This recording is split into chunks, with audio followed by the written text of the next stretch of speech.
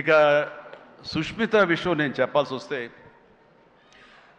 తను ఈ ఇండస్ట్రీలో తను రావాలి అని నిర్ణయించుకున్న తర్వాత ఫస్ట్ చెప్పింది రామ్ చరణ్కి, రా అని అక్క, నువ్వు డెఫినెట్లీ దిస్ గ్రేట్ ఇండస్ట్రీ, మనం ఇక్కడ అందరినీ మనం కనుక ఇక్కడ మనకి ఏం కావాలి, ఏ బ్రాంచ్లో మనం వెళ్ళాలి అని అంటే, నాకు అదేమి లేదు, సినిమా ఇండస్ట్రీ నేను రాణించగలను అనేది నాకు ఐడియా లేదు.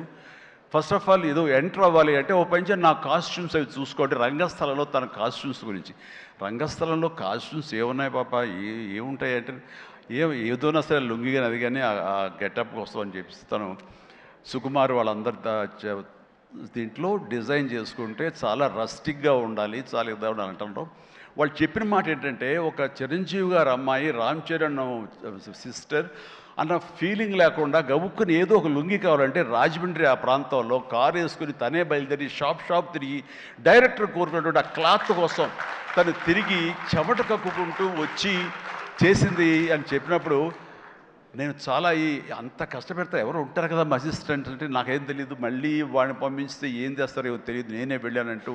అంటే కష్టానికి నెరవక నాన్న నుంచి కానీ తర్వాత తమ్ముడి నుంచి కానీ ఈ ఇండస్ట్రీలో రాణించాలంటే కష్టం ఒక్కటే పరమావధి, కష్టం ఒక్కటే నిజమైనటువంటి ఆయుధం, ఆ ఊతం అని తెలుసుకున్న మనిషిగా నాకు చాలా ఆనందం వచ్చింది.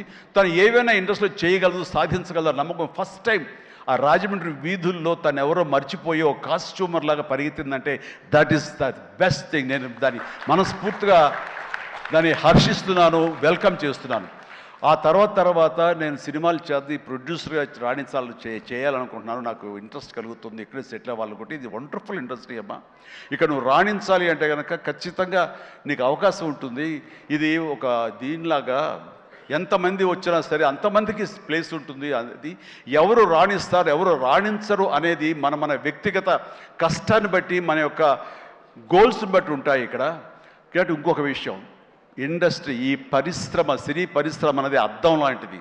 మనం ఎలాగా ఉంటామో మన స్వభావం కానీ, మన ఆహార్యం కానీ, మన థాట్స్ కానీ, మన భావాలు కానీ, ఇవన్నీ మన వ్యక్తిత్వం కానీ ఎలా ఉంటుందో అలాగే మనకి రిజల్ట్ కనబడుతుంటుంది.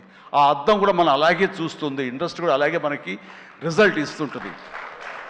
నీ వ్యక్తిత్వం బాగుండాలి, నీ అప్రోచ్ బాగుండాలి, నీ కష్టం బాగుండాలి, అంతకంత రిజల్ట్ ఇస్తానే ఉంటుంది ఇండస్ట్రీలో. దీన్ని కేర్లెస్గా ఉన్నా సరే, ఒక యాటిట్యూడ్తో ఉన్నా సరే, చూద్దామని అపనమ్మకంతో ఉన్నా సరే, అది కూడా నీ పట్ల అపనమ్మకంగానే ఉంటుంది, ఏది అంతంత మాత్రంగా చూస్తుంది. నేను అనుభవపూర్వకంగా చెప్తాను. అన్నప్పుడు నేను ఫస్ట్ సినిమా చేయాలనుకుంటే మా ఇంట్లో ఉన్న హీరోస్ తోటి ఏ హీరో తను కాదంటారు, ప్రతి ఒక్కరిని ప్రతిరోజు కలుస్తుంది, ఒక కత్తి తెచ్చుకుంటే ఏ హీరో తనకు కాదంటారు. కానీ నేను వాళ్ళతో చేయండి డాడీ, నేను ఫస్ట్ ఆఫ్ ఆల్ ఎక్స్పీరియన్స్ సంపాదించాలి, గ్రౌండ్ రియాలిటీ తెలుసుకోవాలి అంటూ తను వెబ్ సిరీస్ మొదలుపెట్టింది, వెబ్ ఫిలిమ్స్ మొదలుపెట్టింది. అమ్మా ఏదో లాభం ఉంటుందంటే, లాభం ఉండదు డాడీ, ఏదో లక్షల్లో మిగులుతుంది లేదని ఒకసారి అది కూడా ఇదైపోతాయి. కానీ నాకు ఎక్స్పీరియన్స్ గెయిన్ చేస్తాను, ఎక్కడెక్కడ ఏమిటి ఎన్ని డిపార్ట్మెంట్లు ఉంటాయంటూ ప్రతి డిపార్ట్మెంట్ని చవి చూస్తూ దానిలో ఒక ఎక్స్పీరియన్స్ గెయిన్ చేస్తూ, అలాగే తన ఫిలిమ్స్ తీసింది, చిన్న ఫిలిమ్స్ చిన్న హీరోలతో చేసినప్పుడు తను ఒక కాన్ఫిడెన్స్ గెయిన్ చేసుకుంది. అంతేగాని మాకు రెడీమేడ్ కేక్ వాక్ ఇక్కడ సినిమా తీయటం, మా అండదండలో నాన్నగారు వాళ్ళందరూ ఉన్నారు కాబట్టి అని అనుకోలేదు.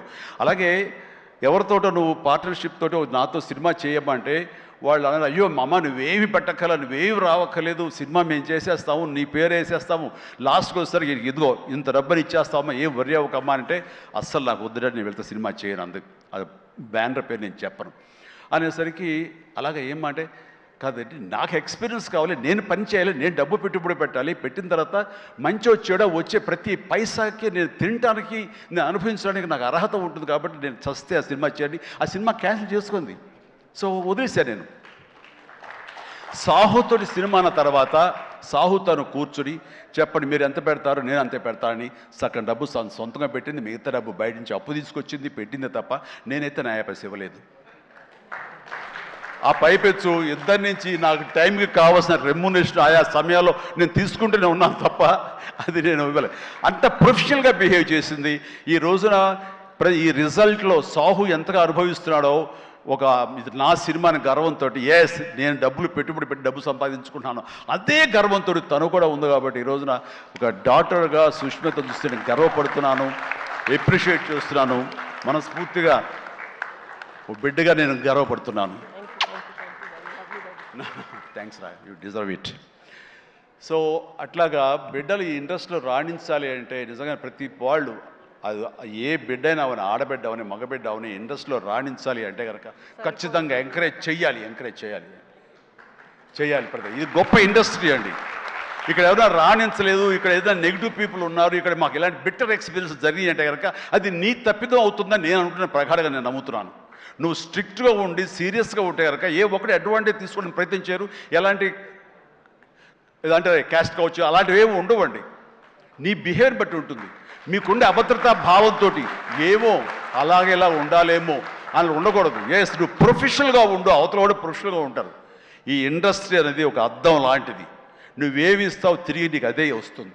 కాబట్టి ప్రతి ఒక్కరికి ధైర్యంగా పరిశ్రమకు రావాలి అనుకుంటే కనుక కృత నిశ్చయంతో, దృఢ సంకల్పంతో, హార్డ్ వర్క్ని ఆసరాగా తీసుకుని రండి.